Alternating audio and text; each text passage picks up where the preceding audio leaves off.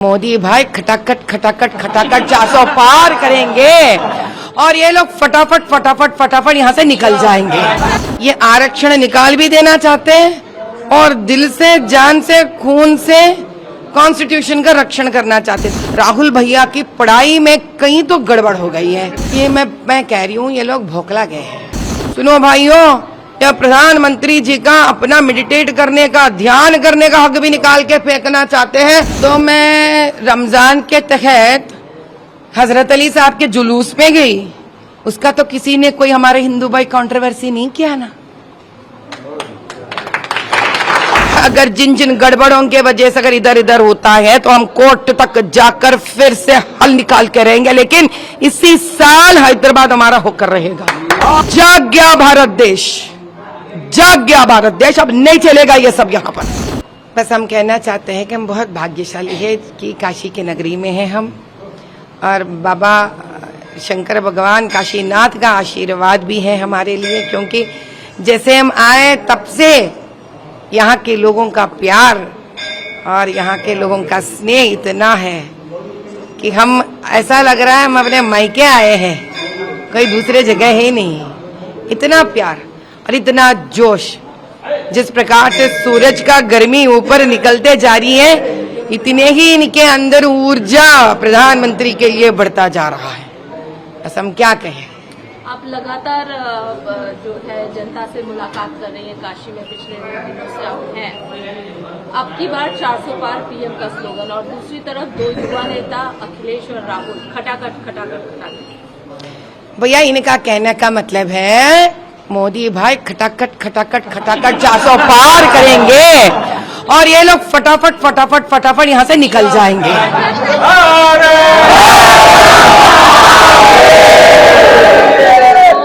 इस बार इलेक्शन में हमने देखा कई सारे मुद्दे हैं, खासकर आरक्षण एक मुद्दा जो बहुत ज्यादा हो रहा है। नड्डा जी ने कल भी साफ तौर पर कहा कि धर्म के आधार पर कोई आरक्षण हम नहीं देंगे। राहुल गांधी कहते हैं कि 50% कैप जो है आरक्षण से हम हटा देंगे। दिल से, जान से, खून से हम कॉन्स्टिट्यूशन की रक्षा करेंगे। ये आरक्षण निकाल भी देना चाहते हैं और दिल से, जान से, खून से कॉन्स्टिट्यूशन का रक्षण करना चाहते। तो पहले से मैं यही कह रही हूँ भैया, कहीं तो कोई गलती गड़बड़ हो गई है। राहुल भैया की पढ़ाई में कहीं तो गड़बड़ हो गई है। असल भारत देश में हर बच्चा जो भी एक ऐसे स्तर पर आता है जहां वो कॉन्स्टिट्यूशन के बारे में अगर पढ़ा होता तो ये दो मुद्दे एक ही जगह नहीं रह सकते हैं। आप आरक्षण निकाल भी देना चाहते हो और कॉन्स्टिट्यूशन का संरक्षण भी करना चाहते हो, तो ये मुद्दा वही कह सकते हैं जो इस देश के नहीं हो सकते हैं। तो राहुल भैया को फिर से मैं कहती हूँ, आप 9वीं कक्षा 8वीं कक्षा में आ जाइए, फिर पूरा भारत देश में पढ़ाई करिए, कम से कम 1 डिग्री तक तो छात्र बनिए, तब आपको क्लैरिटी रहेगा कि इस देश का आरक्षण उसी प्रकार से होना चाहिए जिस प्रकार से कॉन्स्टिट्यूशन हमसे कहती है। तब जाकर कॉन्स्टिट्यूशन को दिलो जान से आप संरक्षण कर रहे हो। तो कहीं ना पढ़ाई में बहुत गलती हो गई है उनसे, बेचारे वो क्या कर पाएंगे, उनका तो माता पिता की जिम्मेदारी होती है ये। तो दूसरी तरफ अखिलेश यादव कह रहे हैं कि 140 भी आप लोग सीट नहीं ला पाएंगे, क्रॉस ही नहीं कर पाएंगे। पूरे कॉन्फिडेंट है विपक्ष इस बात को लेकर। हाँ, तो इसके बारे में मैं एक बात बताना चाहती हूँ। अखिलेश जी को काफी गर्मी है, हम समझ सकते हैं भैया। दिन दहाड़े अगर आप काम कर रहे हो इतना तो नींद आ जाएगी, और जब दिन में आप सो जाते हो तो इसी प्रकार के सपने आते रहते हैं। लेकिन समझ जाइए, दिन के सपने कभी सच नहीं होते हैं, और ये सपने में आप ऐसे रहोगे तो अब बहुत मुश्किल हो जाएगी खुद के लिए। जाग जाओ, सुबह के दिन के सपना देखना बंद कर दो। 400 पार वैसे ही हो जाएगा, लेकिन आप बड़े मायूस हो जाएंगे। पीएम ने मेडिटेशन का डिसाइड किया है, जाने वाले हैं, लेकिन विपक्ष चुनाव आयोग पहुंच चुका है। मॉडल कोड ऑफ कंडक्ट की अवहेलना की जा रही है। इस वजह से ये कह रहे हैं कि डायरेक्ट और इनडायरेक्ट किसी भी तरीके का एडवर्टीजमेंट नहीं होना चाहिए। अरे वाह, तो अभी ये लोग हमारे खाने पर, पीने पर, भगवान सांस लेने पर, भगवान का नाम लेने पर, ये कौन से बना रहे कॉन्स्टिट्यूशन। यहाँ फंडामेंटल राइट है भाई हमारा 21A के तहत, we have fundamental right to religious expression. ये मैं कह रही हूँ, ये लोग भोकला गए हैं। इनका मानसिक संतुलन बिगड़ गई है। तो ये लोग समझ नहीं पा रहे कि मोदी जी को क्या कर कर रोके। मोदी जी अपने आप हैं, अगर जिस दिन ये इस्तेमाल करना चाहेंगे उस दिन ये लोग ठहर भी नहीं पाएंगे, बोल भी नहीं पाएंगे।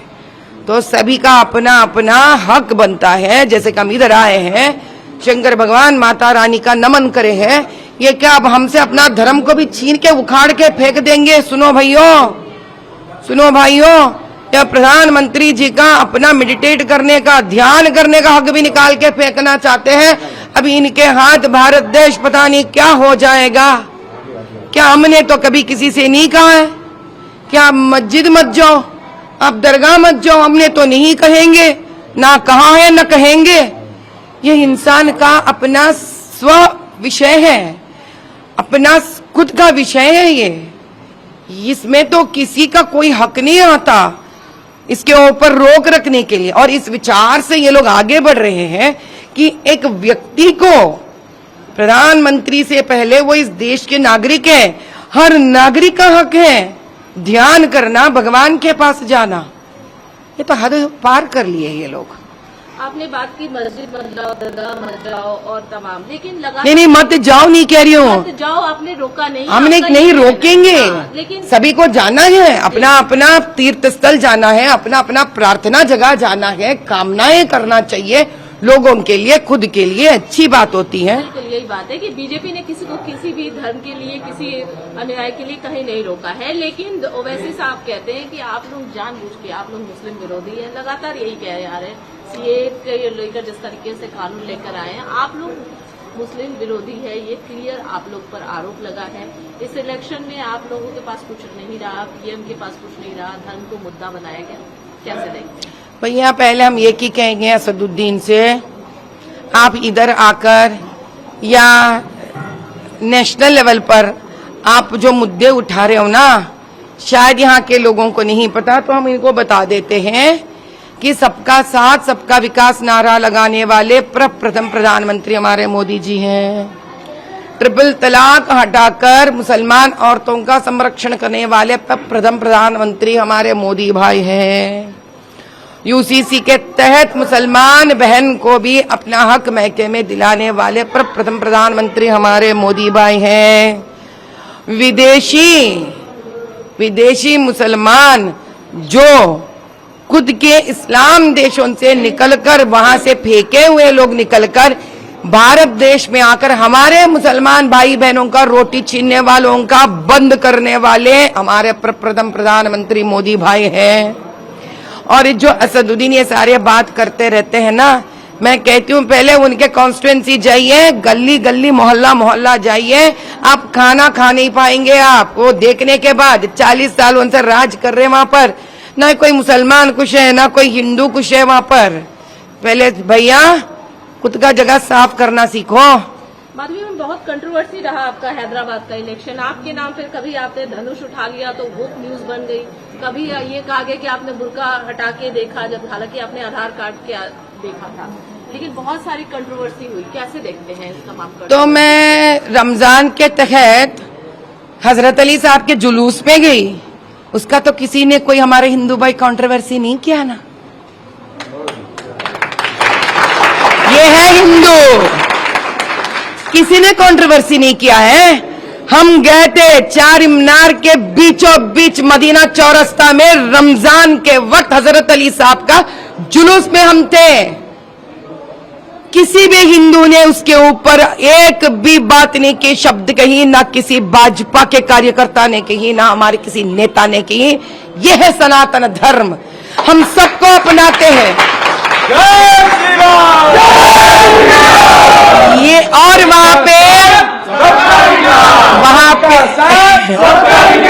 और वहां हमको न्योता देने वाले अपने शिया भाई हैं, वहां हमको न्योता देने वाले हमारे शिया भाई हैं। तो भैया मैं बताती हूँ, ये असदुद्दीन जो है ना, ये लोगों को डर लगने लग गया क्योंकि उनके नीचे का जमीन खींच लिया जाएगा, क्योंकि अब मजहब के नाम पे ये देश नहीं चलेगा।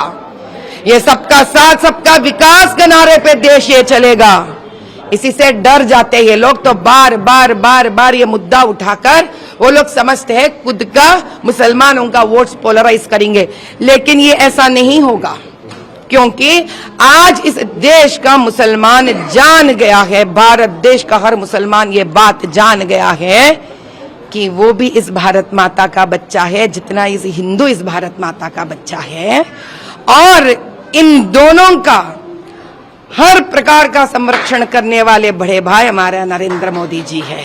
सबका साथ सबका विकास, सबका साथ सबका विकास। 40 साल का किला ओवैसी जी का भेद पाएंगी हैदराबाद में, क्या लग रहा है आपको? कितनी कॉन्फिडेंट है आप? हम 100% कॉन्फिडेंट है। अगर जिन जिन गड़बड़ों के वजह से अगर इधर उधर होता है तो हम कोर्ट तक जाकर फिर से हल निकाल के रहेंगे, लेकिन इसी साल हैदराबाद हमारा होकर रहेगा।